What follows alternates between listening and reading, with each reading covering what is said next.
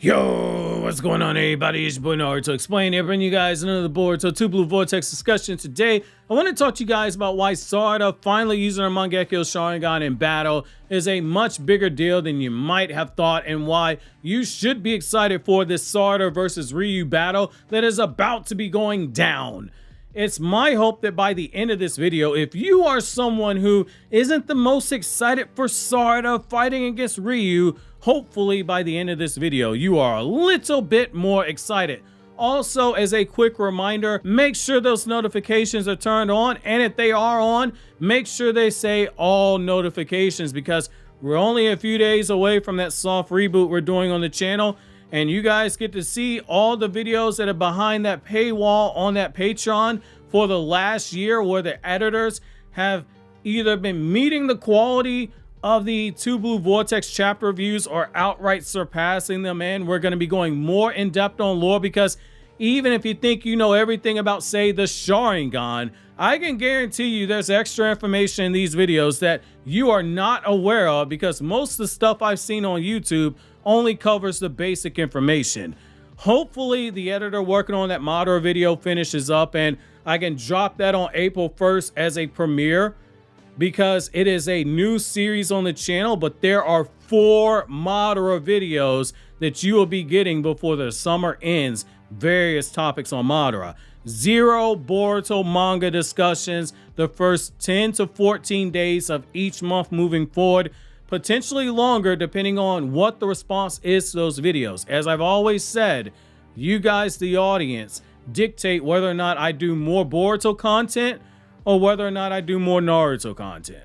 And because these videos are serious in nature, the thumbnails will be serious to reflect that as well. So with that big announcement out of the way, let's unpack what we have here for today's video. So Sarada finally unleashing her Mangekyou Sharingan against Ryu. It is a pivotal moment in the battle because it directly counters Ryu's dominant strategies. It shifts the momentum in the favor of her team, and it sets the stage for her growth as a future Hokage. So we're going to break this down into 3 key points for you. Number 1, why her Mangekyou Sharingan does turn the tide of battle. Number 2, how this enables a perfect combo attack with Mitsuki. And number 3, why it is necessary for her Hokage aspirations. Can't you tell I'm very excited to talk about this one? I got my Sarada pom-poms on, baby. So Sarada's Mangekyou Sharingan as the ultimate counter to Ryu's dominance. That's where we have to start. First and foremost, the stronger the base, the more boost that things like Sage Mode and Mangekyou Sharingan get. You're not automatically capped at, oh, well, Sasuke had Mangekyou Sharingan during the 5 Kage Summit, so you just got to be as strong as Mangekyou Sharingan Sasuke. Not true. Now, here's the thing. Ryu, if we're being honest, he has been nearly unstoppable as a force up to this point, largely due to 2 things. His tactical intelligence has been very good. It's been one of the things I've pleasantly enjoyed about reading this fight. He is able to manipulate the battle by making multi-step plans, such as tricking Yodo into going after Thorn Soul Bulb, tricking Araya by removing the Magnet Release Sword to cripple their ability to land attacks, coming up with a strategy to play on the human emotions of Sarada and Yodo, though that one did backfire. He also has been benefiting from his Iron Sand, his primary weapon. It allows him to control the field and immobilize opponents and take advantage of opponents by making them move against their will, and also fight at a safe range. And because he can control their bodies, as we saw with Araya, he was not above using the guy as a human shield. Sarada's Mangekyou Sharingan, it completely flips all of these advantages on their head. It neutralizes the Iron Sand. Up until now, Ryu's Iron Sand, it's been hard carrying him. It's been a trump card. It has made him nearly untouchable. Sarada's ability to gather and vortex the Iron Sand, it is a game changer because it removes his strongest tool while making Mitsuki someone who can get free and move without being constantly hindered. Like Araya's Magnet Release Sword that he used, which could be stolen, Sarada's ability, it is tied to her Mangekyou Sharingan, Ryu can't take advantage of this situation and take it away from her unless he just walks up and plucks out her eyes. And let's be honest, that's never gonna happen. By forcing Ryu into a direct fight without his Iron Sand, Ryu loses the ability to control the battlefield. This means he has to engage in direct combat, where his ability to manipulate the fight from afar, it is greatly diminished. We're about to see, can Ryu really throw those hands at close quarters combat? And God forbid Sarada's ability is able to force his body to stay stable in the same way that that Iron Release sword was able to. We're gonna see Ryu hit with some real attacks now. Sarada and Mitsuki, they potentially have openings that they didn't have before.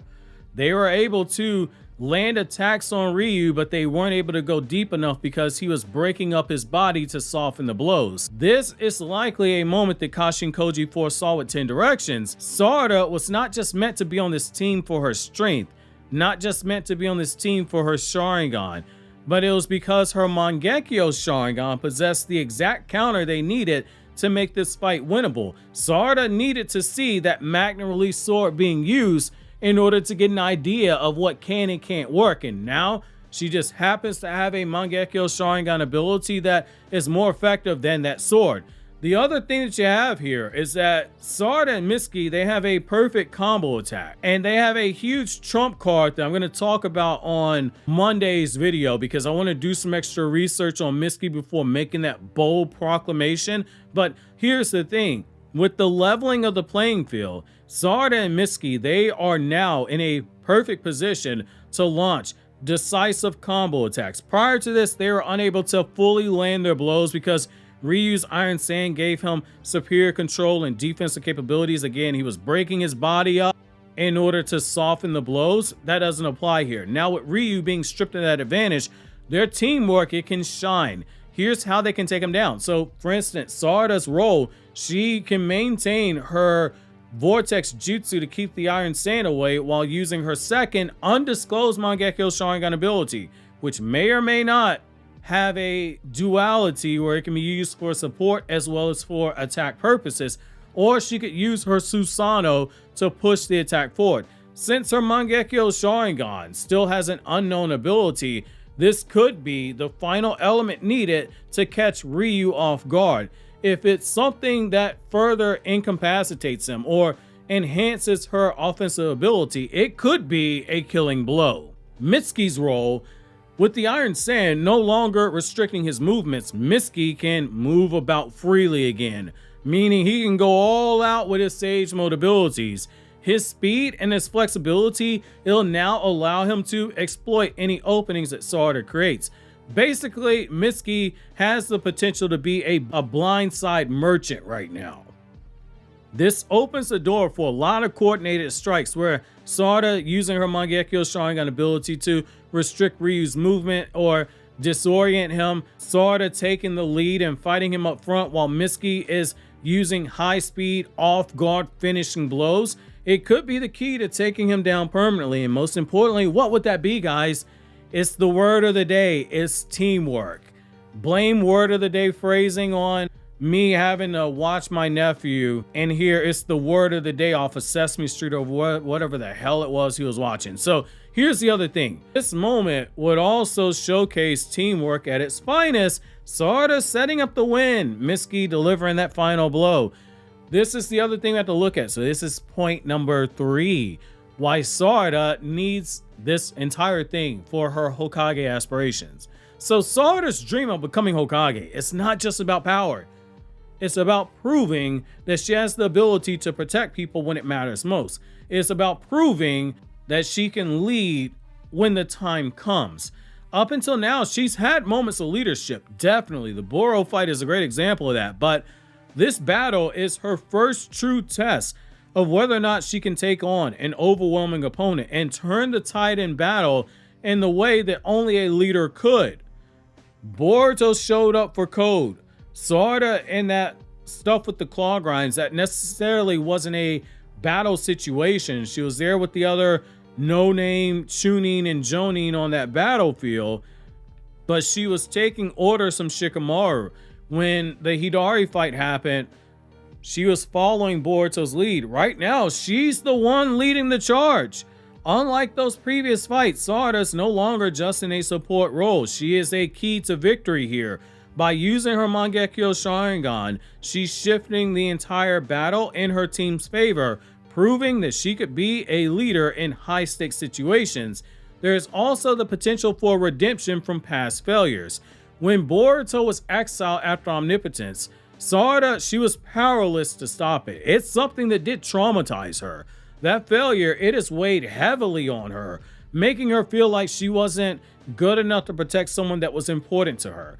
Now she has a chance to redeem herself, not by saving Boruto directly, but by showing that she can protect those around her in a life or death battle, and do so in what is a world without Naruto, Naruto being somebody that she idolizes. This is very big for her, and also it will lead to her gaining recognition. If Sarada is the one who turns the tide of battle that seemed like it was unwinnable, it will cement her reputation amongst allies and superiors across different villages as someone who is a serious candidate for Kage. As Itachi once told Naruto, it's not about being the strongest, it's about having the acknowledgement of others. In this moment, she could prove that she isn't just chasing a dream, she could prove that she is earning her dream. And this is where I'm going to let some of my bias come in. Not bias for Sarada's character. That's not necessarily what I'm talking about when it comes to bias, but my bias in general. If you're a longtime viewer of the channel, or you're familiar with the stuff that I've done on Anime Explained back when that was KRYPTONIAN SAIYAN, or if you're familiar with how I've talked about stuff on the One Piece channel and those blind reviews, my favorite characters, once we get past the villains, because I'm a big fan of villains and stories I read, but once we get past the villains, most of my favorite characters tend to be female characters, in particular, the female characters that are very well written. I like a strong character for a female character, not strong in the sense of can they blow up mountains and etc. I mean, do they provide other value to the story? Do they have something concrete that they offer? One of my favorite Dragon Ball characters, for example, is Bulma, arguably the most important character in all of Dragon Ball. And when it comes to the Naruto franchise, we've had some powerful female characters, and we've had a few that have been well written, but I've always felt like with Naruto female characters that, especially when it was under Kishimoto, we were just scratching the surface of what some of those characters could be.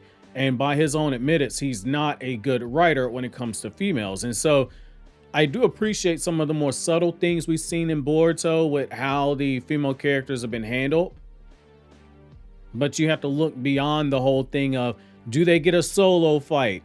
Do they have overpowered abilities, and etc.? There's other good stuff there, but because this is a battle shonen, that's what people tend to focus on. And so a moment like this with Sarada's character, it's something that I'm really hoping for, because it can add other layers to the writing of the character, and it can go a long way towards closing the gap between what we see. And I'm not doing this to drag the series, so Naruto and Boruto, I'm not doing it to drag, but because people like to clip and take stuff out of context, that's probably what's going to happen. But this will go a long way, in my opinion, towards closing the gap of what we've seen with other contemporaries of the Naruto and Boruto franchises.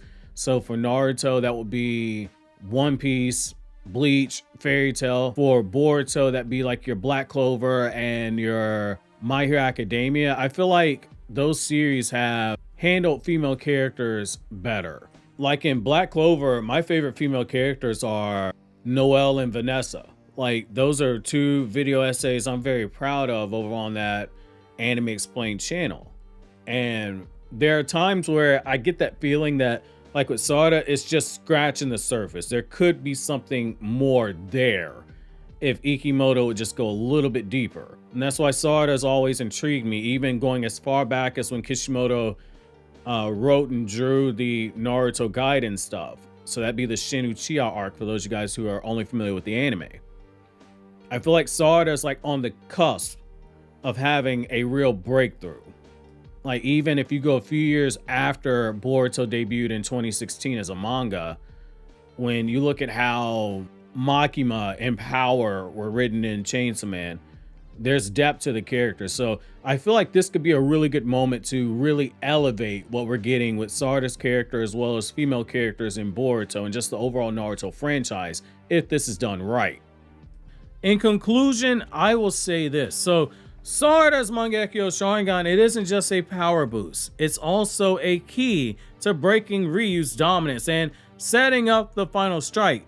This battle, it is her defining moment per se, proving that she can turn an unwinnable fight into victory through intelligence, leadership, and power. Basically, Sarada's channeling her inner Itachi. She's channeling her inner Madara. She's channeling her inner Sasuke. She damn sure is not channeling her inner Shisui, otherwise she gets her eyes stolen. But by doing so, she has finally taken a major step towards becoming Hokage, showing everyone, including herself, that she does have what it takes to be the first Uchiha to have ever earned that title and be the second ever female to have ever earned the right to call herself Hokage.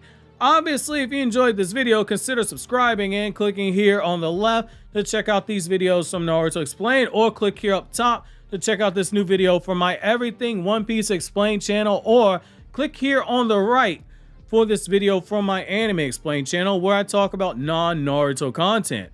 And as I've said before, can't you really tell I like talking about anime and manga? I love it a lot because Senju DNA is love and Senju DNA is life.